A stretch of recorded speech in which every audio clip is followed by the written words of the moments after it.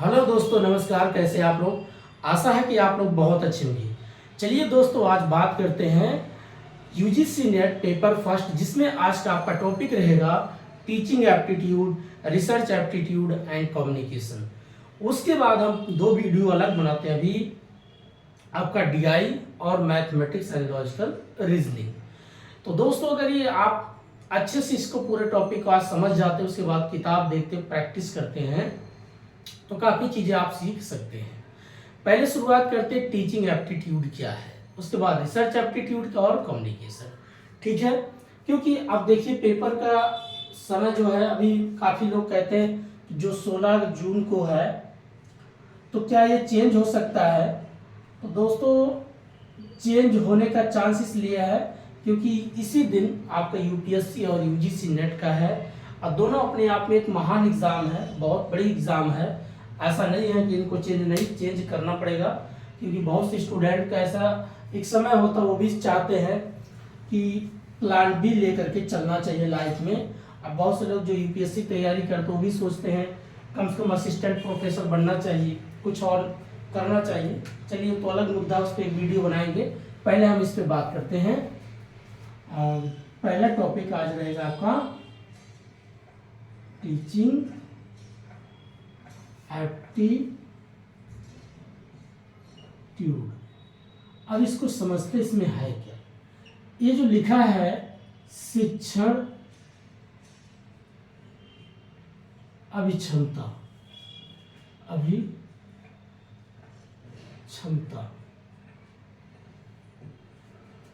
अब शिक्षण अभिक्षमता ही क्या है, या टीचिंग एप्टीट्यूड क्या है दोस्तों? आप ध्यान से देखिएगा। आप एक प्रोफेसर हो, आपने पढ़ाई किया भाई, 11th किया, 12th किया, ग्रेजुएशन किया, मास्टर डिग्री किया, उसके बाद आप नेट के एग्ज़ाम क्वालिफाई किया, एसडीआरएफ बने, जो भी आपने क्वालिफाई किया, आप पास एक सर्टिफिकेट मिला। अब उस योग तो आप हो चुके हैं, एक एलिजिबल हो चुके हो कि आप इस बच्चे को पढ़ाने की योग्य हो चुके हो। यही चीज़ें यहाँ क्या कहना चाहता है कि हम टीचिंग एप्टीट्यूड क्यों पढ़ते हैं। टीचिंग एप्टीट्यूड का मतलब है, क्या जो टीचर आपको पढ़ा रहा है या जो प्रोफेसर आपको पढ़ा रहा है, क्या उसमें वो क्षमता है।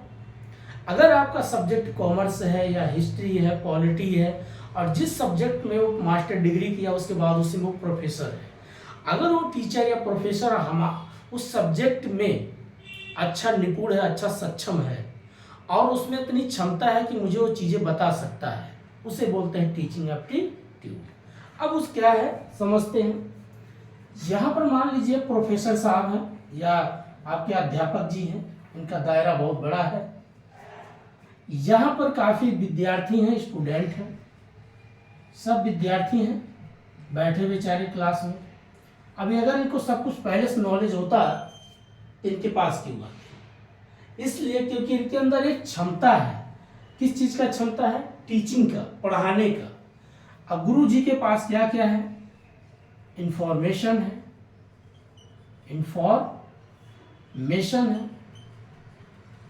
मतलब सूचना है इनके पास। अब सूचना का भंडार है इनके पास, बहुत सी नॉलेज है इनके पास, नॉलेज है। अब गुरु जी के पास अगर नॉलेज होगा, ज्ञान होगा, तभी तो किसी कुछ बताएंगे। दूसरा, इनके पास एक एनालिटिकल, किसी भी चीज को एनालिटिकल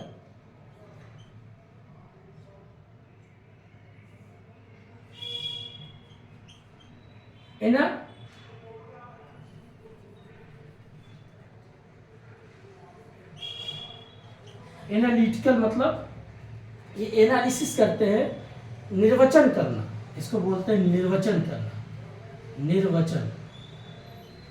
निर्वाचन नहीं मत समझना दोस्तों, निर्वचन करना, इंटरप्रिटेशन करना। तो इनके पास क्या है? ये सारी चीजें हैं गुरु जी के पास। अब गुरु जी के पास कोई कोई तो एक सब्जेक्ट होगा जिसमें वो पढ़े होंगे। अब कोई कोई तो इनके पास एक सब्जेक्ट होगा, विषय होगा।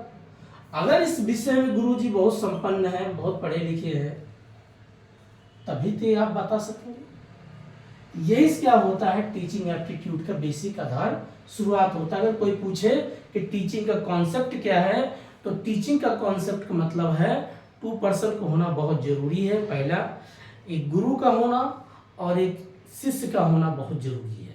अर्थात एक तरफ टीचर अगर है तो एक तरफ स्टूडेंट का भी होना बहुत जरूरी है। भाई अगर हम किसी कुछ बताना चाहेंगे तो सुनने वाला भी होना चाहिए। अब गुरु जी के पास कैसे बात करता है क्षमता की, अगर गुरु जी के पास ये सारी चीजें हैं और इनके अंदर कोई चीज बताने की एक क्षमता होनी चाहिए। जैसे कहते नहीं कि आप में क्षमता है कि आप 10 किलो का भार उठा सकते हो, क्या आप में क्षमता है कि आप इतने किलोमीटर चल सकते हो, क्या आप में क्षमता है कि आप एग्जाम क्वालिफाई कर सकते हो। ये कहने का मतलब है क्या आप इस काम के लिए योग्य हो या कैपेबल हो, इसके बारे में बात करता है। तो अगर टीचर है तो इनके पास सारी चीजें का नॉलेज है, सब कुछ है, फिर पूछा जाएगा क्या आप में कैपेबिलिटी है या क्षमता है कि आप इन बच्चों को उनको आप यूजीसी नेट का एग्जाम क्वालिफाई करा सकते हो, एग्जाम क्वालिफाई करा सकते हो। अगर ये क्षमता आप में है इसी बोलते हैं टीचिंग एप्टीट्यूड। अब होगा जब क्षमता होगा, बोलेगी यस मेरे पास इंफॉर्मेशन है, मैं इसको दे सकता हूँ, नॉलेज है ये भी दे सकता हूँ, उनको एनालिटिकल बना सकता हूँ, उनमें सोचने समझने की ताकत डेवलप कर सकता हूँ। ये चीजें अगर आपके अंदर है तो इसे बोलते हैं टीचिंग एप्टीट्यूड। अब ये टीचिंग एप्टीट्यूड किस तरीके का होगा, एक कम्युनिकेशन होता है दोस्तों। आप अपनी बात को संचारित करते हैं, उसको कम्युनिकेट करते हैं, बातों के माध्यम समझाते हैं, बताते हैं। तो कम्युनिकेशन कैसे होगा, वो जो आप सूचना देंगे बच्चों को, जो फीड करोगे इनके दिमाग में आप सारी चीजें, वो कैसा होना चाहिए, कम्युनिकेशन के माध्यम से होना चाहिए। कम्युनिकेशन मतलब एक संचार होना चाहिए। आप अपनी बात को इनके दिमाग में क्या कर रहे हैं, फीड कर रहे हैं, बता रहे हैं, क्योंकि इन बच्चों के सब बच्चों के दिमाग में आप क्या कर रहे हैं, फीड कर रहे हैं। अगर आप ये सारी चीजें कर फीड कर दिया, इसे बोलते हैं टीचिंग एप्टीट्यूड। ठीक है। अब ये कम्युनिकेशन जो होता है 2 तरीके से करते हैं लोग, वर्बल होता है, एक नॉन वर्बल। यहां से भी कई बार question verbal and non verbal. ठीक है, देखिएगा इस सब्जेक्ट में तो आपका कम्युनिकेशन चैप्टर भी छुपा होता है, इसलिए अगर देखा सारा सब्जेक्ट एक दूसरे से कोरिलेशन करता है। जब आप बहुत डीपली पढ़ते हैं तो काफी चीजें हमें पता चलने लगता है। तो ये प्रक्रिया को ही क्या कहते हैं, टीचिंग एप्टीट्यूड। फिर से एक बार बताते हैं, आप एक गुरु जी हैं, आपके पास नॉलेज है, अर्थात सूचना भी, इंफॉर्मेशन है, नॉलेज है, एनालिटिकल आपका माइंड है। ठीक है, और सब्जेक्ट आपके पास है, कोई भी सब्जेक्ट हो, हिस्ट्री हो, पॉलिटी हो, इकोनॉमिक्स हो, जियोग्राफी हो, कॉमर्स हो, आर्ट हो, साइंस हो, एनी में कोई सब्जेक्ट। अब आपने क्या कर दिया, अपने इंफॉर्मेशन को इनके दिमाग में फीड करते हैं और किस तरीके से कम्युनिकेट करते हुए बात करते हैं। जैसे मैं बात कर रहा हूँ, कभी मेरा इसमें हाथ जो है एक प्रकार से इधर उधर, मैं हाथों की इशारे से जो समझा रहा हूँ ये बॉडी लैंग्वेज हो गया, और जो बोल रहा हूँ ओरल तरीके से बात कर रहा हूँ, मौखिक तरीके से, इसको बोलते हैं कम्युनिकेट करना। तो कम्युनिकेट होता है 2 तरीके से, वर्बल और नॉन वर्बल। दोनों तरीके से मैं क्या कर रहा हूँ, चीजों को बता रहा हूँ। अभी अगर मैं बताने में सक्षम हूँ, मेरे अंदर क्षमता है, आप तक अपनी सूचना पहुंचा देता हूँ, तो इसी बोलते हैं टीचिंग एप्टीट्यूड। ठीक है, ये हो गया बेसिक, ये होता है बेसिक कॉन्सेप्ट, इसको बोलते हैं कॉन्सेप्ट। तो टीचिंग का कॉन्सेप्ट ये होता है। अब आगे पढ़ते हैं एक एक चीज। अब टीचिंग का इसके पढ़ेंगे लेवल क्या है, क्या पढ़ेंगे, टीचिंग का लेवल। ठीक है दोस्तों,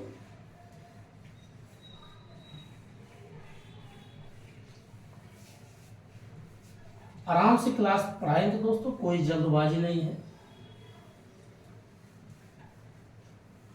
अब इसके लेवल में क्या क्या पढ़ेंगे कि मेमोरी लेवल क्या है, अंडरस्टैंडिंग लेवल क्या है, रिफ्लेक्टिंग लेवल क्या है, इसके बारे में पढ़ते हैं। अब देखिए टीचिंग क्या आता है, ये तो कॉन्सेप्ट हमने समझ गया। ठीक, अब दूसरा शुरू करते हैं, इसके टीचिंग के लेवल।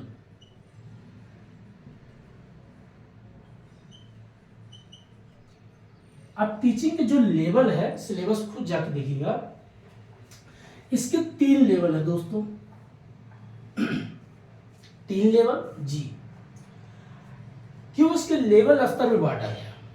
आप देखते होंगे, एक जो बच्चा क्लास 5 में पढ़ रहा है, LKG में पढ़ रहा है, UKG में पढ़ रहा है, क्लास 3 में पढ़ रहा है, 4th में पढ़ रहा है, 5 में पढ़ रहा है। अब उसके देखते होंगे बच्चे में धीरे धीरे जो प्रोग्रेस होता है सीखने का, लिखने का, पढ़ने का। फिर आप देखते होंगे क्लास 6 से लेकर के क्लास 9 तक के बच्चे में लिखने का, पढ़ने का, सोचने का स्तर। फिर उसके बाद आप क्लास 11, 9 से लेकर के आप 12 तक के बच्चों को देखिए, उसके अंदर पढ़ने, लिखने, बोलने की अलग प्रोग्रेस, अलग स्तर देखने को मिलता है। ऐसे ही जैसे बच्चा ग्रेजुएशन करता है, उसमें देखिए डिसीजन लेने की क्षमता, बात करने की क्षमता अलग ही देखने को मिलता है। इसीलिए क्या कर दिया, टीचिंग का बेसिक 3 लेवल बांटा गया। टीचिंग का लेवल मतलब बच्चों को जो पढ़ाने जाने की स्तर क्या क्या होना चाहिए। मैं अगर एक टीचर हूँ तो मुझे लगेगा भाई क्लास, बोल दिए एक छोटा बच्चा है, अब जो लोग BTC करते हैं, विशिष्ट BTC करते हैं, B.Ed करते हैं, ये लोग क्लास 1 जूनियर तक के BTC पढ़ाते हैं, और प्लस जो B.Ed करते हैं वो 10 तक के बच्चों को पढ़ाते हैं। और एक एग्जाम होता है PGT जो करके जाते हो 11th और 12th के बच्चे को पढ़ाते हैं। और आप तो जब UGC नेट क्वालिफाई करेंगे तो आप तो लेक्चर लेंगे, तो आप ग्रेजुएशन के बच्चों को पढ़ाएंगे। तो वैसे इसके स्तर जो बांटा गया पढ़ाने का, पहला स्तर इसमें हम बात करेंगे मेमोरी लेवल। मेमोरी लेवल, अब मेमोरी लेवल क्या है इसको समझते हैं। मेमोरी लेवल मीन्स होता है जब आप किसी के दिमाग में छोटी छोटी चीजें उसको लिखना, पढ़ना सिखाते हैं। जैसे राइटिंग, किसी बच्चे का, छोटे क्लास के बच्चे जब उसको आप पढ़ाते हैं, बेटा A फॉर एप्पल, तो ये जो आप A फॉर एप्पल क्या करें, एक तो उसको आप ऐसे डिजाइन बनाएंगे, बेटा ये देखो एप्पल है, ऐसे अलग अलग तरीके से चित्रण करके उसको समझाएंगे, तो बोलेगा हाँ ये तो एप्पल है। अब एप्पल के बारे में बच्चा समझेगा, उसको देखेगा, एक पिक्चर भी क्रिएट होगा उसके दिमाग में, किस प्रकार का एप्पल होता है और A फॉर एप्पल होता है। ठीक है, आप उसको रटाते हैं, समझाते हैं।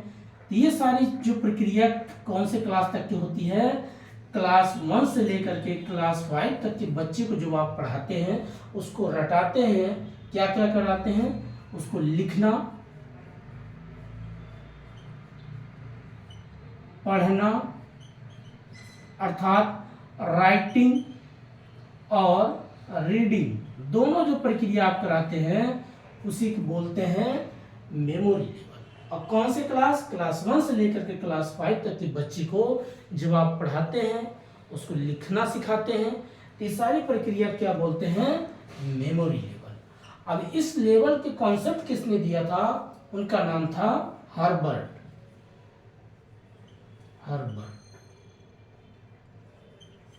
हर्बर्ट नाम के एक व्यक्ति थे, उन्होंने इस कॉन्सेप्ट को दिया था। हर्बर्ट नाम के एक व्यक्ति हैं, उन्होंने जो है मेमोरी लेवल कॉन्सेप्ट को दिया कि मेमोरी लेवल कॉन्सेप्ट ये होना चाहिए। दूसरा पढ़ते हैं हम इसमें अंडरस्टैंडिंग लेवल। अंडरस्टैंडिंग लेवल, अब देखिए अंडरस्टैंडिंग लेवल मीन्स क्या है, जब बच्चा यहाँ तो हमने उसको भी लिखना भी सिखा रहे हैं, पढ़ना भी, काफी चीजें उसको हम क्या करते हैं, रटाते हैं, याद कराते हैं, टेबल भी रटाते हैं। अब यहाँ देखिए क्लास 6 से लेकर के क्लास 12 तक का जो बच्चा है, अभी 5वीं क्लास तक की में प्रक्रिया हो गया।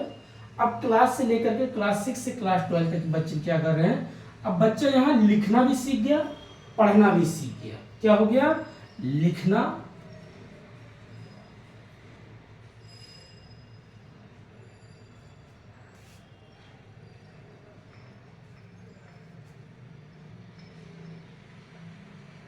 लिखना और पढ़ना।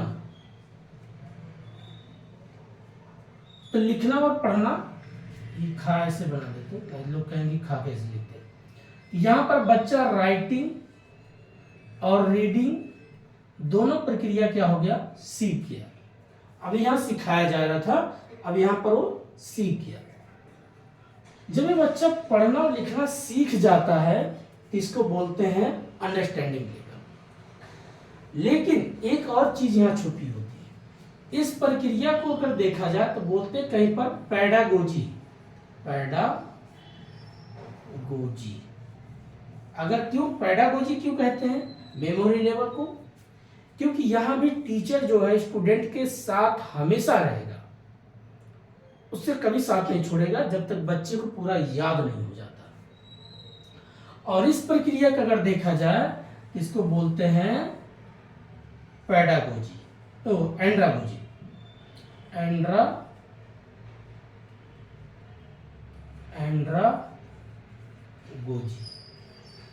आप सोचोगे ये क्या है, अभी आगे मॉडल पढ़ेंगे तो यही मॉडल यहाँ भी दिख रहा है, क्योंकि यहाँ पर अब जो है टीचर बच्चे के साथ है, लेकिन ऐसा नहीं जिस तरीके से यहाँ रहता था। अब बच्चा यहाँ खुद से लिखना भी सीख गया, पढ़ना भी सीख गया, अब उसको नहीं बोलेगा बेटा अभी मात्रा दो, अभी स्पेलिंग यहाँ रखो, इस तरीके से लिखो, अब वो ये सब नहीं कह रहा। तो ये क्या हो गया, इसको बोलते हैं एंड्रागोजी। और इस कॉन्सेप्ट को किसने दिया था, अंडरस्टैंडिंग कॉन्सेप्ट को, उनका नाम था मोरिसन। तो मोरिसन नाम के एक व्यक्ति थे, उन्होंने दिया था अंडरस्टैंडिंग लेवल कॉन्सेप्ट को। थर्ड हम पढ़ते हैं, अब ये तीसरा हमारा यहाँ इसको बना के लिख देते हैं। तीसरा जो लेवल होता है उसको बोलते हैं रिफ्लेक्टिव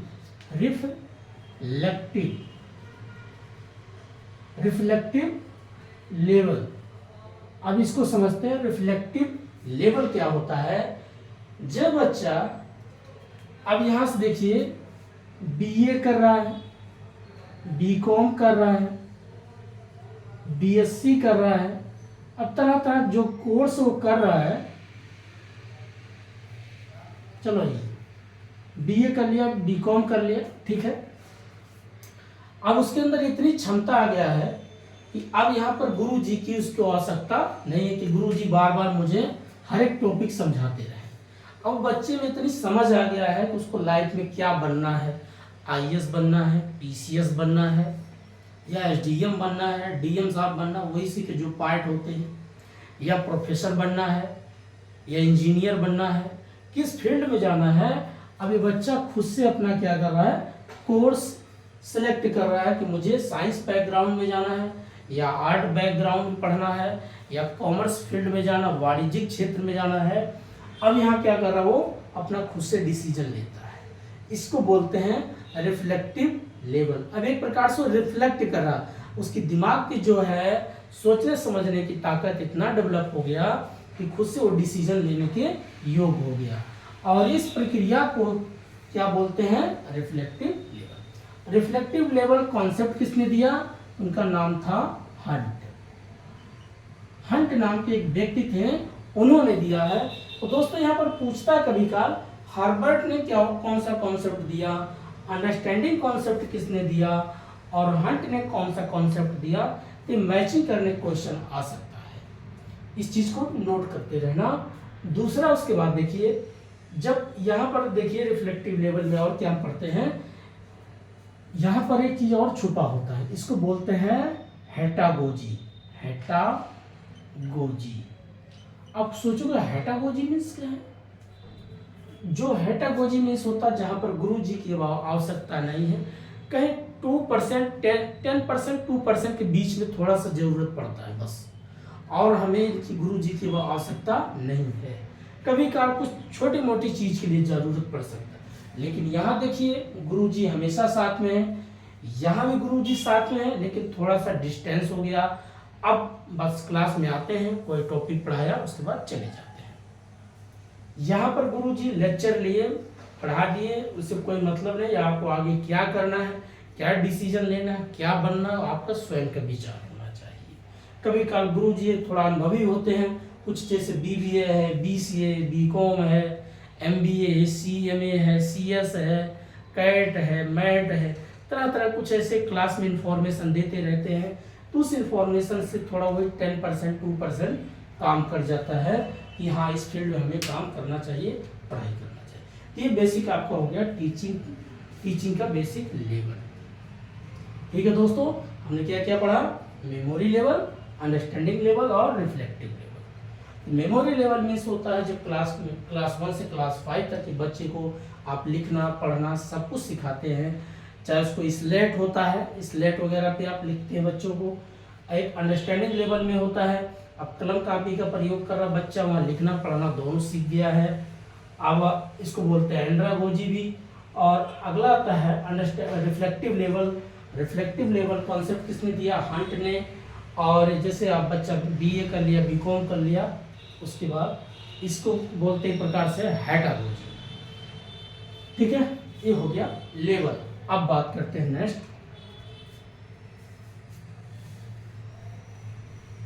अब इसमें कभी काल आता है दोस्तों कैरेक्टरिस्टिक। अब इसके भी कैरेक्टरिस्टिक लेवल पूछता है, दोनों को चरित्र पूछता है कि बताइए टीचर का कैरेक्टर क्या होना चाहिए, लर्नर का कैरेक्टर क्या होना चाहिए। ठीक है, अब टीचर का कैरेक्टर, लर्नर का कैरेक्टर, ये क्या है, आइए समझते हैं।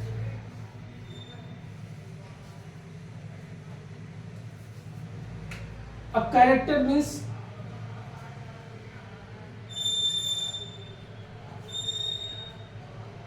कैरेक्टरिस्टिक्स। अब यहां देखिए किसका कैरेक्टर, दोनों के बारे में। अब कैरेक्टरिस्टिक आप टीचिंग, यहां लिख दो टीचिंग।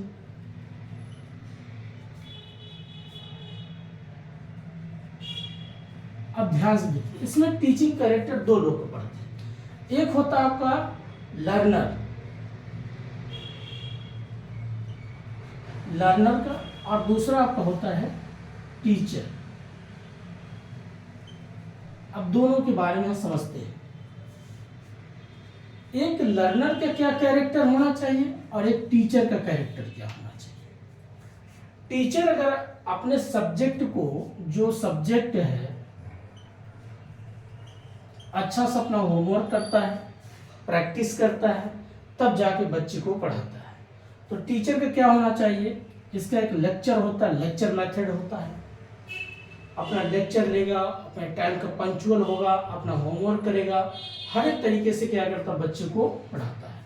यही चीज एक लर्नर के अंदर क्या होना चाहिए, जो इनको होमवर्क दिया जाता है इनको पूरा करना चाहिए, टाइम पे इनको क्लास में अटेंड होना चाहिए, क्लास में टाइम पे आना चाहिए, पंक्चुअल होना चाहिए, डिसिप्लिन होना चाहिए। ये किसका काम होता है, लर्नर का। ये बेसिक चीजें यही है, और कुछ है नहीं इसमें ज्यादा कि कैरेक्टरिस्टिक ऑफ टीचर और कैरेक्टरिस्टिक ऑफ लर्नर का क्या होना चाहिए। अब महत्व क्यों होता है, टीचर कब सेंटर बन जाता है और एक कब जो है लर्नर सेंटर बन जाता है, यहां से भी पूछता है। टीचर सेंटर्ड कब होता है, इसी में सेंटर, और लर्नर सेंटर्ड। अब देखिए दोनों सेंटर में कैसे आते हैं। क्लास में अगर सभी विद्यार्थी बैठे हैं और गुरुजी ना उपलब्ध हो तो महत्व किसकी है, गुरुजी की। तो सेंटर में कौन आ जाएंगे, गुरुजी। डिपेंडेंट कौन है, स्टूडेंट। इंडिपेंडेंट कौन है, गुरुजी। यही बेसिक इनका कैरेक्टर के बारे में समझना है। दूसरा प्रक्रिया समझते हैं। क्लास में अगर गुरुजी आके उपलब्ध हैं और विद्यार्थी ना हो तो महत्व किसकी है, लर्नर की। भाई अगर मैं मेरी मन की कोई फ्रस्ट्रेशन है, लाइफ में बहुत दुखी हूँ, तो एक दोस्त ढूंढता मेरा कोई बात सुने, या घर वालों किसी ढूंढूंगा जो मेरे बात को एक इस तरीके सुने, मतलब कहने से पहले, बोलने से पहले ऐसा ना हो कि उसको बुरा लगे, बट बैठ के उसको सारी बातें अगर मैं सुनाना चाहता हूँ और मेरी बात को अच्छे से सुनता है, तभी तो कोई कम्युनिकेशन होगा। अब पता चला क्लास में टीचर आके उपलब्ध है, कुछ बताना चाह रहे, पढ़ाना चाह रहे हैं, अब विद्यार्थी क्लास में ना हो तो महत्व किसकी है? लर्नर की। ये पूछा जाएगा कब लर्नर सेंटर हो जाएगा, कब टीचर सेंटर हो जाएगा, कब टीचर डिपेंडेंट होगा, कब टीचर इंडिपेंडेंट होगा, कब लर्नर डिपेंडेंट होगा, कब इंडिपेंडेंट होगा। ये घूम फिर ऐसे पूछता रहता है। तो आपको बी प्रैक्टिकल समझना है। डिपेंडेंट मतलब अगर मैं किसी पे डिपेंड हूँ, किसी का आदी बन चुका हूँ, किसके बिना मैं नहीं जी सकता, तो मतलब उस पर मैं डिपेंड हूँ, अपना पूरा टाइम, अपना सब कुछ उस पर डिपेंड कर दिया हूँ। इसका मतलब ये है कि मेरे लिए वो सेंटर्ड में आ गया है। और जिस दिन लगे कि मैं उसको समय ना दूँ, उसके यहाँ खड़ा ना हो, तो कितना सेंटर्ड है, क्या हो जाएगा? बेकार हो जाएगा। तो अगर क्लास में अगर टीचर उपलब्ध है और लर्नर नहीं है तो ये बेकार हो जाएंगे, इनकी महत्व तो खत्म। और क्लास में अगर स्टूडेंट है और टीचर ना हो तो इनकी महत्व है। यही प्रक्रिया, कभी ये डिपेंडेंट होंगे, कभी ये डिपेंडेंट होंगे, कभी ये इंडिपेंडेंट होंगे, तो कभी ये इंडिपेंडेंट होंगे। ये इनके बेसिक कैरेक्टर के बारे में बात करता है। इसी कैरेक्टर में एक और आता है, दूसरा कैरेक्टर पढ़ते हैं। एक होता है आपका एडोलसेंट लर्नर, इसी में डिवाइड किया जाता है। और एक होता है एडल्ट लर्नर, इसी में पढ़ लेते हैं कैरेक्टर में। Adolescent and adult. अब देखिए एडोलसेंट मीन्स होता है जैसे क्लास 6 से लेकर के 9 तक का जो बच्चा है, एक प्रकार से एडोलसेंट है। और यहां से अगर देखा 9 से ऊपर जो होता है आपका 10th से ऐसे डिवाइड कर 10 से 12 तक का जो बच्चा होता है ये एडल्ट हो जाता है। क्यों? जिसमें अब इसके कैरेक्टर की बात कर रहे हैं, अब इसमें जो सोचने समझने की ताकत है अभी ना समझ है। इसमें सोचने समझने की ताकत एक क्लास में डिवाइड किया है दोस्तों, क्लास, इसको याद रखना। आप देखते हो क्लास 6 में जाइए बच्चे से बात करिए और क्लास 10 के बच्चे से बात करिए, दोनों में फर्क दिखेगा। तो ये जो प्रक्रिया है इसको कैरेक्टर को बांटा गया लर्नर सेंटर में को भी। तो ये एडोलसेंट मतलब होता है जिसमें सोचने समझने के भी बहुत सी गलतियां कर सकता है बच्चा, उसको बोलते हैं एडोलसेंट। बोलते हैं अभी छोटा बच्चा है, गलती कर गया, छोड़ो हटाओ जाने दो। थोड़ा बड़ा हो जाता तो लोग बोलेंगे आप क्लास 12 में पढ़ते हो, इंटर फाइनल कर रहे हो, आप में इतनी समझ नहीं है, आप ऐसे गलती करोगे, आगे जाके क्या करोगे? तो ये क्या होता है? एडल्ट हो जाता है। इसको बांटा गया एडल्ट और एडोलसेंट, ये बेसिक चीजें आता है। इसी में जो है कैरेक्टरिस्टिक में एक आते हैं ब्लॉम टेस्ट नोमी, उन्होंने भी अपना कैरेक्टर डिवाइड किया, बांटा है, उसको समझते, वहां से भी क्वेश्चन पूछता है। अब ब्लॉम टेस्टोनॉमी नाम के एक व्यक्ति हैं, उन्होंने क्या बांटा इस टीचिंग कॉन्सेप्ट में या कैरेक्टरिस्टिक ऑफ टीचिंग है लर्नर के बारे में। यहाँ लर्नर भी लिख देते हैं दोस्तों।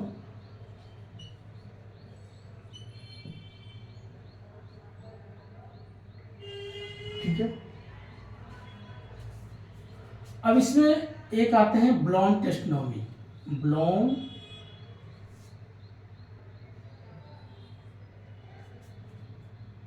टेस्टोनॉमी।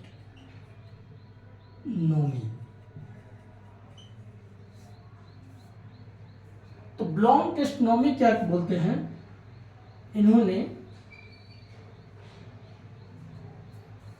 3 स्तर में इसको बांटा है, ब्लॉम टेस्टोनॉमी।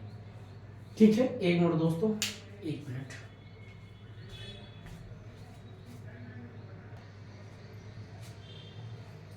दोस्तों एक्चुअली क्या था, यहाँ पे दिख नहीं रहा था, उसको मैं देखना चाह रहा था कि दिख रहा कि नहीं।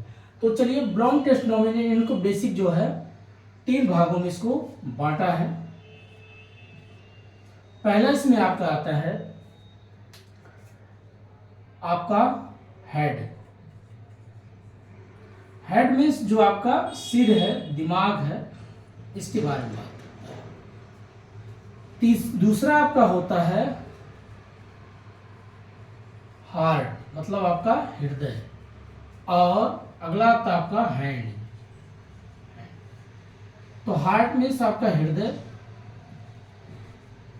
और हाथ, इस चीज को उसने डिवाइड किया। क्या कहा इन्होंने? ये कहा पहला, अगर किसी व्यक्ति के दिमाग को डेवलप किया जा सकता है, अब उसके अगर दिमाग को डेवलप करेंगे तो उसको बोलते हैं कॉग्निटिव।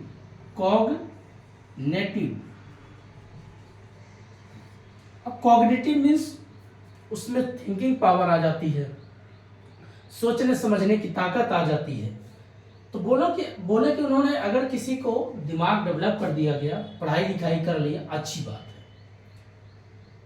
फिर बोलते हैं कि अगर उसमें सब कुछ अच्छा है, दिमाग में सोचने समझने की ताकत है, अगर उसके अंदर इमोशनल नहीं है, अब वो इमोशनल नहीं है, उसके अंदर लोगों से थोड़ा मानवता नहीं है, लगाव नहीं है, दया नहीं है, भाव नहीं है, तो बेकार है। अब बोलते हैं कि अगर तीसरा चीज उसके पास कोई रोजगार नहीं है, रोजगार मतलब एक्शन, कार्य। भाई अगर ये तीन चीज किसी के अंदर है तो उसकी कैरेक्टर को अच्छा जो है माना जाता है। भाई अगर पढ़ लिया आपने, मास्टर डिग्री कर लिया, नेट कर लिया, पढ़ाई करने के बाद आपके दिमाग तो डेवलप हो गया, सोचने समझने की ताकत आ गई, ठीक। उसके बाद अगर आपके अंदर इमोशनल भी है, लोगों को दुख दर्द को समझते हैं, ये भी बहुत अच्छी बात है, बहुत अच्छा। लेकिन अगर आपके पास रोजगार ना होगा तो लोग आपको क्या कहेंगे? मान लो अपने भाई से, घर वालों से, मम्मी पापा से, किसी से, आप दोस्तों से जब उधार लेते हो, आपके मन में गिल्टी फील होता है, काश मेरे पास एक रोजगार होता, मैं चार पैसा कमाता, अपने पैरों पे खड़ा हो जाता। ये क्या करता है? आपके एक तरीके से कैरेक्टर आपके क्या कर रहा है? डाउन कर देता है। यही तीन बात को उन्होंने डिवाइड किया था कि बच्चे में अगर उसके पास दिमाग डेवलप हो गया, इमोशनल भी अच्छा हो गया, उसके पास हैंड मतलब उसके एक्शन, रोजगार उसके पास हो गया, अपने हाथ को क्या कर रहा है कि काम में लगा दिया।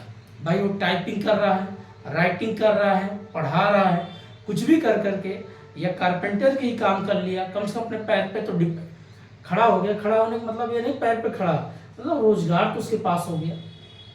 अब ऐसा है नहीं किसी के सामने हाथ फैला रहा, कुछ पैसे दे दो कर दो।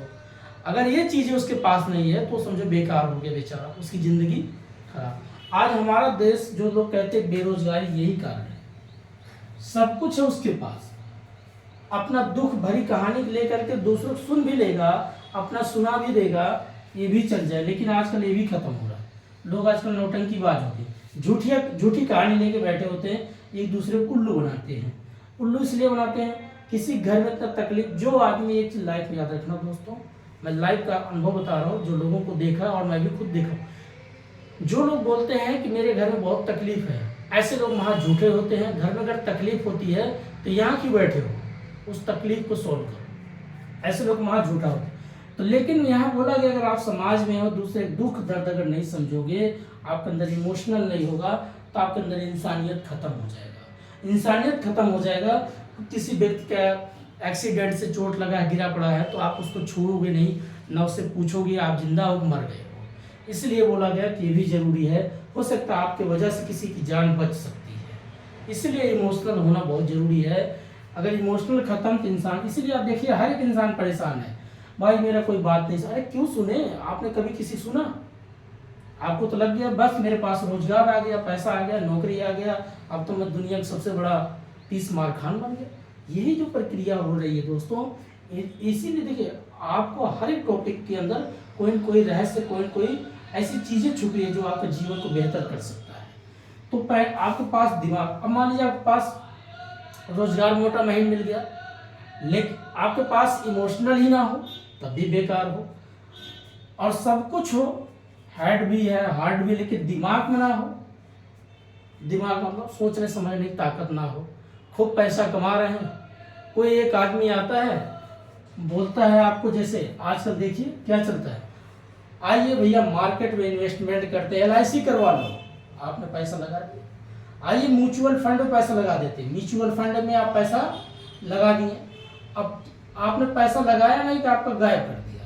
आप में अगर सोचने समझने की ताकत होती है कि मैं कहाँ पैसा इन्वेस्टमेंट करना चाहिए, या किसको पैसा उधार देना चाहिए, या किस मार्केट में पैसा लगाना चाहिए, आपने पैसा खूब कमाया, आपके अंदर बहुत दुख है, यार दे देना चाहिए, बहुत परेशान आदमी है, लेकिन अगर आपके अंदर सोचने समझने की ताकत नहीं है तो आपको तो ठग लिया ना।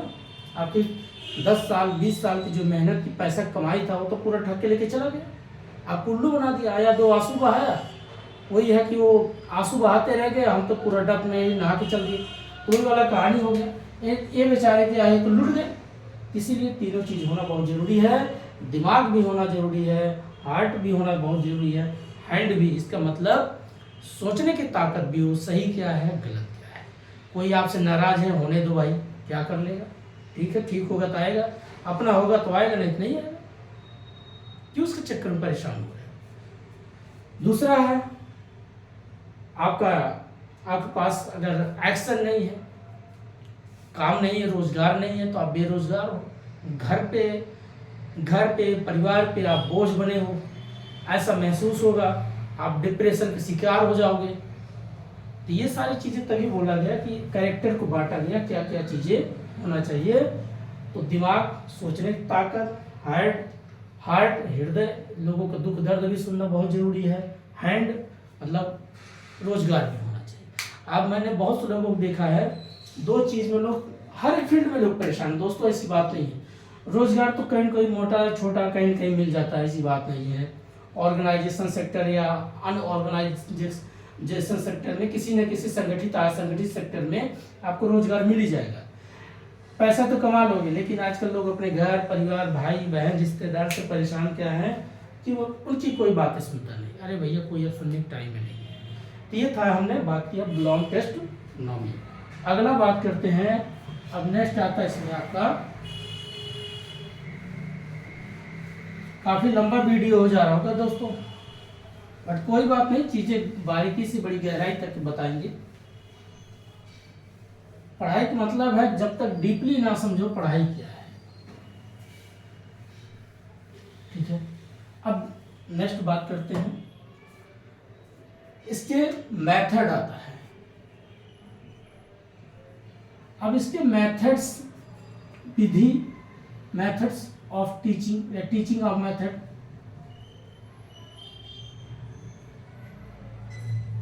अब इसके टीचिंग के जो मेथड है क्या है, इसके 4 मेथड हैं दोस्तों। अब मेथड से भी क्वेश्चन पूछता है, और किस तरीके से पूछेगा। 1 मिनट दोस्तों, साग सब्जी वाला चिल्ला रहा है।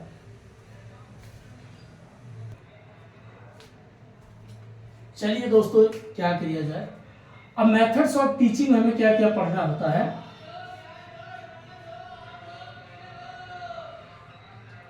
अब मेथड्स ऑफ टीचिंग में बेसिक 4 मेथड समझते हैं।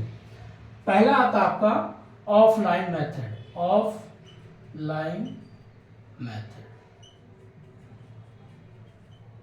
दूसरा हम पढ़ते हैं ऑनलाइन मेथड्स। इसीलिए दिन में कभी कल क्लास करने का मन नहीं करता, ये आवाज बहुत ज्यादा आती है, रात में ही ठीक रहता है।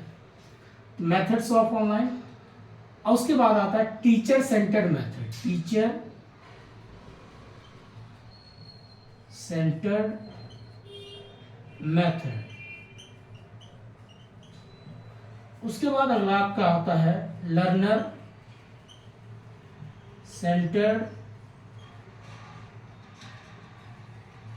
मेथड। बस ऐसे समझो। अब ये 4 मेथड्स हैं, इन चारों मेथड से क्या हो रहा है, पूरा टीचिंग का कार्य चल रहा है, प्रक्रिया चल रहा है। अब देखो पहले क्या है ऑफलाइन मेथड्स। ऑफलाइन मेथड्स अगर आप हायर एजुकेशन में पढ़े होंगे, ओरिएंटल बेसिक एजुकेशन क्या था और न्यू ओरिएंटल बेसिक कॉन्सेप्ट क्या है, इसी प्रक्रिया को अगर देखा जाए तो जोड़ा गया। आज देखिए, जो ओल्ड एजुकेशन कॉन्सेप्ट था, ओल्ड एजुकेशन पहले क्या था, भारत में अगर देखा जाए 2 तरीके के एजुकेशन था। डायलॉग ज्यादातर एजुकेशन भारत का ही था, डायलॉग मीन्स क्या होता है, जैसे आप सामने बैठे हो, मैं बैठा हूँ, अब किसी एक टॉपिक के बारे में डिबेट होता था। डिबेट से क्या होता था, सोचने समझने की ताकत डेवलप होती थी। तो जो फेस टू फेस चीज़ें होती है, आज भी आप देखो ऑनलाइन तो पढ़ते हैं बच्चे, अगर उसमें थोड़ा छोटी छोटी चीज़ें मनोरंजन नहीं मिलता तो क्लास बोरियत सी लगती है, क्या सुन रहा हूँ, अजीब सा लग रहा है, मजा नहीं है। लेकिन वहीं पर अगर आप पता चला क्लास ऑफलाइन हो रहा है और टीचर सामने बैठा है, हर एक टॉपिक को बढ़िया से समझा रहा है, तो वहाँ पर क्या होता है, पूरा फोकस क्लास में होता है। ऑनलाइन में क्या है, आप बैठे हो क्लास देख रहे हो, अचानक से आपका किसी कॉल आ गया, व्हाट्सएप पे मैसेज आ गया, कोई इंस्टाग्राम पे रील आ गया, आप थोड़ा सा माइंड डाइवर्ट होता है। बट कोई बात नहीं, फोकस करने वाले फोकस करते हैं। आइए बात करते हैं ऑफलाइन। ऑफलाइन में क्या होता था, ये फेस टू फेस होता था, फेस टू फेस। अब फेस टू फेस जो क्लास होता है इसी बोलते हैं ऑफलाइन मेथड्स। ऑफलाइन मेथड्स में क्या करते थे टीचर, भाई टीचर क्लास में खड़े हो जाते हैं, अपना नोट्स लाते हैं, जो टॉपिक उनका होता है उस पर आप लेक्चर लेते हैं, चाहे एनवायरनमेंट पढ़ा रहे हैं, चाहे जियोग्राफी पढ़ा रहे हैं या हिस्ट्री पढ़ाते थे, उसके बारे में बेसिक एक एक चीज़ को समझाते थे। समझाने के बाद वो राइटिंग करते थे बोर्ड पे और उसको फिर चित्रण करते, बनाते भी, समझाते भी। ये उनका बेसिक इंस्ट्रूमेंट था, औजार था। जैसे कि आप बोर्ड होना, मार्कर होना, उससे पहले आप जाते होंगे ब्लैक बोर्ड होता था, सीमेंट का बना होता था दीवार में, और उसके बाद एक चाक होती थी वाइट कलर का, और टीचर फेस टू फेस जब पढ़ाते थे उसी बोलते थे ऑफलाइन मेथड्स। इसको ओल्ड एजुकेशन कॉन्सेप्ट या ओरिएंटल कॉन्सेप्ट भी बोलते हैं। ठीक है, अब बात करते हैं ऑनलाइन मेथड्स। आजकल देख ही रहे आप, ऑनलाइन चीज़ें चल रहा है, डिजिटल चीज़ें हो गया है। 2017 के बाद देखिए तो ज़बरदस्त डिजिटल हो गया, 3G 4G 5G। आज देखिए घर बैठे हर एक बच्चा इंफॉर्मेशन कलेक्ट कर रहा है, चीज़ें बहुत आसान हो गई हैं, पढ़ाई से भी, रोजगार से भी। घर बैठे रोजगार करने वाले आजकल देखिए यूट्यूब से बहुत लोग पैसा कमाते हैं, चाहे वो ब्लॉग बनाते हैं या क्लास का वीडियो बनाते हैं या शॉर्ट वीडियो बनाते हैं, क्योंकि दुनिया में हर एक तरीके के लोगों की डिमांड है। कोई अपना टीचिंग करके कमाता है, बहुत कुछ चीज़ें। तो ऑनलाइन मेथड्स मीन्स हो गया जो आपका डिजिटल चीज़ें से पढ़ाया जा रहा है। जैसे मैं वीडियो बना रहा हूँ, एक प्रकार से क्या हो रहा है, ऑनलाइन मेथड्स ही है। तो ऑनलाइन में कुछ गवर्नमेंट ने अपनी बेसिक जो आधार बनाया है, एक स्वयं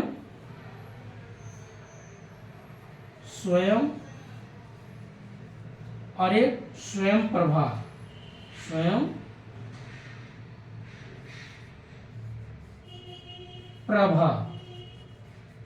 ये बेसिक चीजें पूछता है कभी काल।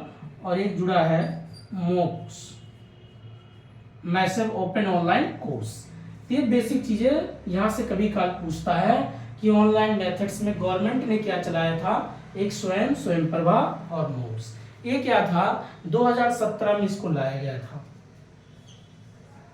इसका मेन मकसद ये था कि जब डिजिटल होने लग गया भारत, तो लोगों को लगा कि जो घरों पे लोगों के घर में टीवी है, आजकल लगाते हैं, अब तो टीवी हट गया, LED आ गया, LCD आ गया, दीवार पे ले जाके टांग दो बस। अब जिनके घर में कनेक्शन DTH का होगा, तो पहले क्या था, उससे 32 चैनल 32 ऐसे चैनल थे जो फ्री क्लास चलते थे। फिर उसको बढ़ा के कभी 60 किया गया, कभी 82 किया गया। ये घटता बढ़ता रहता है दोस्तों, इसका डाटा चेक कर लेना, ये घटता बढ़ता है, कभी 32 होगा, कभी 82 होगा। इसमें क्या होगा, जितने चैनल नए आएंगे तो हर एक चैनल चाहेगा मेरा भी चैनल चले, लोग मेरे भी चैनल पे काम आके करें। तो इससे क्या होगा, सब लोग को भाई पैसा कमाना, TRP बढ़ाना अलग मैटर है। TRP मीन्स होता है टारगेट रेटिंग प्रोग्रेस या पॉइंट बोलते, टारगेट रेटिंग पॉइंट, TRP का मतलब है। तो जितना TRP किसी का अच्छा बढ़ेगा तो उसके चैनल का नाम होगा। इसीलिए गवर्नमेंट ने क्या कर दिया, ऑनलाइन काफ़ी चीज़ें दे दिया कि घर बैठे बच्चे पढ़ाई कर सकते हैं। जिनके पास पैसा नहीं है तो कम से कम वो टीवी के सामने बच्चे को बैठा दें कि बेटा यहाँ पर एक टीचर पढ़ा रहा है और आप बैठ कर पढ़ाई करो। ठीक है, अगला आता है टीचर सेंटर्ड मेथड। वही है, टीचर सेंटर कब होगा, लर्नर सेंटर कब। जैसे शुरुआत में हमने बात किया कि टीचर सेंटर्ड का मतलब होता है जब टीचर किस पे डिपेंड होता है, कभी टीचर जो है स्टूडेंट पे डिपेंड होता है, टीचर स्टूडेंट पे डिपेंड होता है, और कभी स्टूडेंट टीचर पे डिपेंड होता है। तो कभी ये उनके लिए सेंटर बन जाते हैं, कभी उनके लिए सेंटर बन जाते हैं, एक दूसरे के चलता रहता है। इसी को एक बेसिक नया नाम दिया जाता है। अगर नया नाम मैं दे दूं तो इफेक्टिव ऑफ टीचिंग, तभी होता है इफेक्टिव ऑफ टीचिंग। अब टीचर सेंटर क्या है भाई? टीचर लेक्चर लेगा, लेक्चर के माध्यम से पढ़ाएगा, क्लास में अपना एंट्री करेंगे, अपना नोट्स जो भी होगा उसके बारे में बताएंगे, जो उनका प्रोजेक्ट जिस पे काम कर रहे हैं उसके बारे में वो लेक्चर देंगे, ये होता है टीचर सेंटर। लर्नर सेंटर क्या है? क्लास में एंट्री करेंगे, जो टीचर पढ़ाएंगे उनको नोट्स करना, पढ़ना, होमवर्क करना, ये लर्नर सेंटर का काम है। अगर क्लास में टीचर उपलब्ध हैं, स्टूडेंट नहीं है, तो महत्व किसकी है? स्टूडेंट सेंटर में आ जाता है। और कभी काल स्टूडेंट क्लास में टीचर नहीं है, तो महत्व किसकी? टीचर की हो जाती है। ये प्रक्रिया चलती रहती है, ठीक है। तो एक दूसरे के लिए क्या हो जाता है? कभी ये डिपेंडेंट है, कभी ये इंडिपेंडेंट है।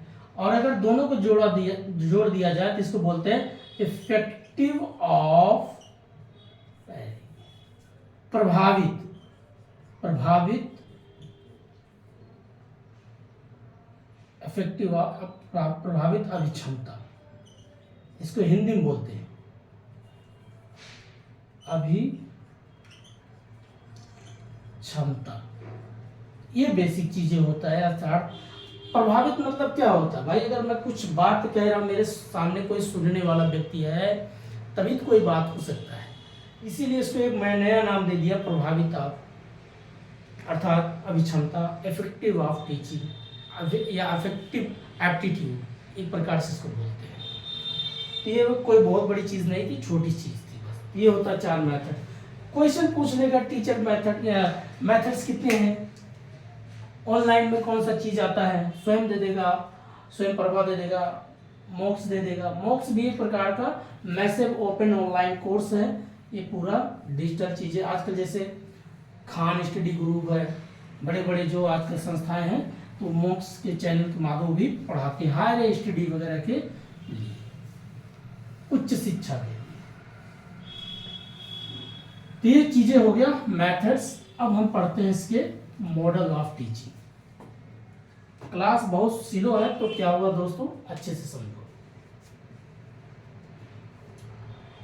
Model of teaching. अब मॉडल ऑफ टीचिंग क्या होता है दोस्तों? इसके 3 मॉडल बांटा गया है। मैंने शुरुआत में बता दिया था, वही चीज यहाँ है। एक होता है पैडागोजी,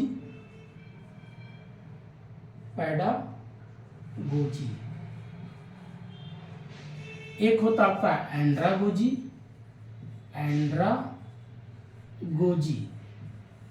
एक होता आपका हेटागोजी। ये बेसिक 3 इसके आधार होते हैं। यहां से क्वेश्चन पूछता है पेडागोजी, जैसे अब मैंने शुरुआत में बोला क्लास 1 से क्लास 5 तक के बच्चे जो पढ़ते हैं, यहाँ पर हमेशा टीचर और स्टूडेंट हमेशा साथ में ही रहते हैं। कौन कौन? टीचर प्लस जो स्टूडेंट है, ये दोनों हमेशा साथ में रहेंगे, साथ ही रहेंगे। भाई जब क्लास 1 का क्लास 5 तक का बच्चा है, तो उसको जब तक क्लास चलेगा, 4 आवर हो या 6 आवर हो, जब तक आप पढ़ाएंगे तो बच्चे के साथ टीचर हमेशा उपलब्ध रहेगा। दूसरा होता है एंड्रागोजी। यहां पर टीचर प्लस स्टूडेंट तो रहेंगे, लेकिन यहां पर थोड़ा सा गैप आ जाता है, दूरियां बन जाती हैं। यहां पर हल्का सा मतलब गैप हो जाएगा। अब गैप क्या हो जाएगा? मतलब क्लासमेट रहेंगे, ऐसा नहीं कि आप देखते हो क्लास 9 से लेकर 12 तक टीचर उपलब्ध होते हैं, लेक्चर लेंगे, पढ़ाएंगे, सब कुछ करेंगे। बट जिस तरीके की यहाँ था, उनको ए फॉर एप्पल के बारे में समझा रहे हैं, शेप बना के दिखा रहे हैं, हर एक प्रकार की चीजें वो ड्राइंग करके सिखाते थे। अब यहाँ को ड्राइंग करके नहीं बताना कि भाई बेटा ये ए फॉर एप्पल है, तो इसको आप देखो ऐसे एप्पल बन रहा है, ऐसे बनाओ, ये सब चीज़ें प्रक्रिया अब नहीं रहेगा। यहाँ पर अब क्या है, थोड़ा सा ये जो है चेंज हो गया। चेंज क्या हो गया, अब बच्चा यहाँ क्लास 6 ले क्लास 12 तक का आप जाओ क्लास में देखो, और राइटिंग और रीडिंग दोनों क्या कर रहा है बढ़िया से।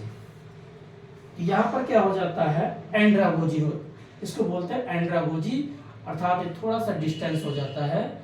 जितना यहाँ पर सेंटर्ड में टीचर होते थे, अब यहाँ थोड़ा टीचर सेंटर्ड में कम है।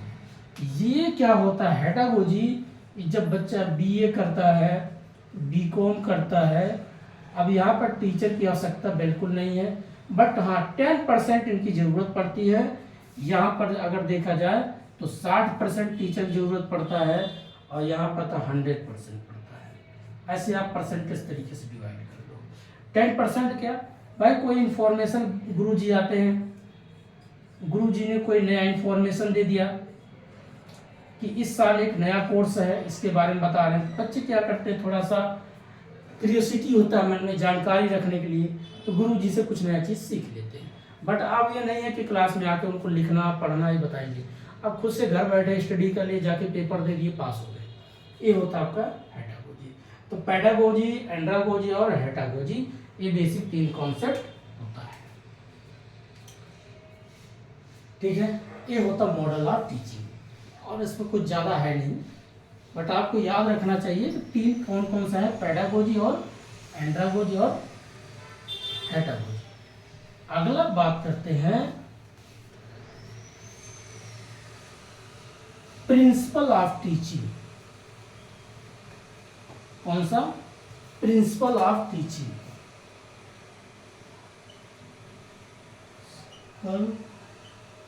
Of teaching. अब प्रिंसिपल ऑफ टीचिंग क्या है भाई, एक टीचर उनके क्या क्या सिद्धांत होना चाहिए। पहला चीज, टीचर के अंदर क्या क्वालिटी होना भाई, इंफॉर्मेशन होना चाहिए।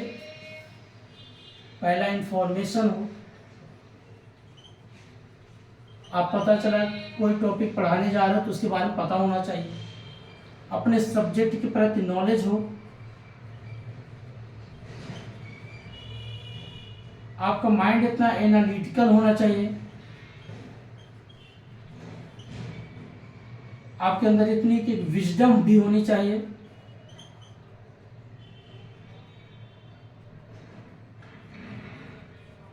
मतलब एक बुद्धिमत्ता होनी चाहिए। अगर ये सारी प्रक्रिया आपके पास है तो आप एक टीचर, प्लस अपने टाइम के काम के प्रति, टाइम में क्या होना चाहिए, डिसिप्लिन होना चाहिए। अब ऐसा नहीं है कि कल 10 बजे क्लास आ रहे हैं, कल 2 बजे आ रहे हैं, नहीं, टाइम का बहुत डिसिप्लिन होना चाहिए। ये होता है उनका अपना एक कोड ऑफ कंडक्ट होना चाहिए, अलग मतलब ये कहने मतलब है जिस फील्ड में वो काम कर रहे हैं, सब्जेक्ट में पढ़ा रहे हैं, उसमें अच्छी उनकी गुड नॉलेज होना चाहिए।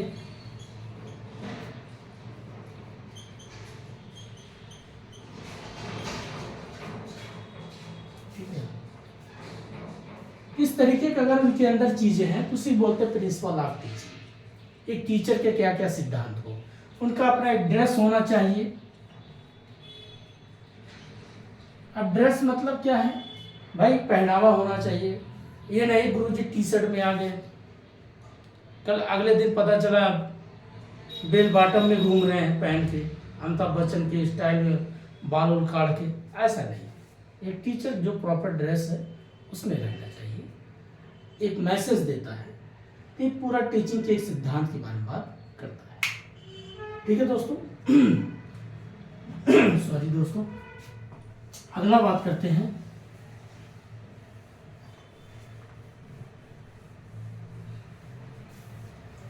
तो ये प्रिंसिपल होता है टीचर के क्या क्या सिद्धांत, और लास्ट में पढ़ते हैं इसका बहुत कुछ। जब जानकारी होता है तो हम बच्चे का क्या करते हैं, इवैल्यूएशन करते हैं।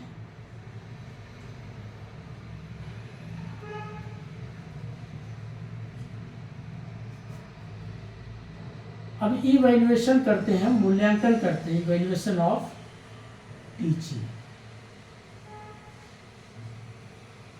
अब आपने किसी को पढ़ाया उसका मूल्यांकन करेंगे।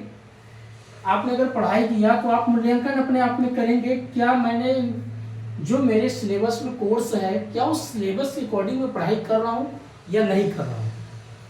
अब इसमें इवैल्यूएशन जब आप करते हैं, इसका पहला होता है प्री, इसको बोलते हैं एक प्रकार से बिफोर टीचिंग। दूसरा होता है ड्यूरिंग टीचिंग। तीसरा होता है आफ्टर टीचिंग। ये बेसिक चीज समझना है। अब बिफोर टीचिंग क्या है, ड्यूरिंग टीचिंग क्या है, आफ्टर टीचिंग क्या है, अगर इस चीज को आप समझ जाते हैं तो ये होता है इवैल्यूएशन ऑफ टीचिंग। अब जैसे किसी बच्चे को, मान लीजिए आप प्रोफेसर हो, क्लास में आप जाते हो, तो फर्स्ट क्लास जब आप क्लास अटेंड करने जाते हैं तो देखते होंगे टीचर और स्टूडेंट के बीच में कुछ बात होती है। पूछते हैं सभी बच्चों से आपका क्या सब्जेक्ट है, आप किस सब्जेक्ट से पढ़ाई किया, आप क्या बनना चाहते हैं। थोड़ा सा गुरुजी क्या कहना चाहते हैं कि वो बिफोर पढ़ाने से पहले क्या कर रहे हैं, क्लास का एक मूल्यांकन कर रहे हैं, पता कर रहे हैं बच्चों का लेवल क्या है, सोचने का, समझने का, किस तरीके, किस स्तर के बच्चे हैं। स्तर मीन्स अंडरस्टैंडिंग में है या रिफ्लेक्टिव में है। देखिए जो हमने लेवल ऑफ टीचिंग पढ़ा वो चीज़ें यहाँ भी देखने को मिलेगा। तो पढ़ाने से पहले जैसे किसी से कहते हैं कि आजकल लोग, आप किसी फील्ड में जाते हो रोजगार के लिए, तो पहले आपको क्या किया जाता है, पहले आपके बारे में पता किया जाता है कि डायरेक्ट आपको रोजगार दे दिया जाता है या आपको डायरेक्ट टीचर बना देता नहीं। पहले उसके बारे में पेपर होगा, फिर उसका इंटरव्यू होगा, आपका पर्सनालिटी टेस्ट किया जाएगा। ये होता है बिफोर, एक प्रकार से बिफोर टीचिंग, पढ़ाने से पहले किसी बारे में जानकारी देना। उसके बाद बीच में पढ़ाते पढ़ाते क्लास में जानकारी पता करते रहना, इंफॉर्मेशन लेते। आपको अब कहते हैं ना जैसे पढ़ाते पढ़ाते बीच में याद हो गया, नहीं हुआ, अच्छा आप बताओ अब याद हो गया, हाँ, तो ड्यूरिंग होता है टीचिंग। एक जब आप पूरा कोर्स पढ़ा देते बाद में उसका आप चेक करते हैं, मैंने अब जितना पढ़ाया क्या पूरा आपको याद हो गया, इसको बोलते हैं आफ्टर टीचिंग। तो 3 तरीके से इसको बांटा गया है। और जो हम चेक करते हैं, चेक करने का 2 क्राइटेरिया होता है, एक होता है परसेंटेज, एक होता है ग्रेड।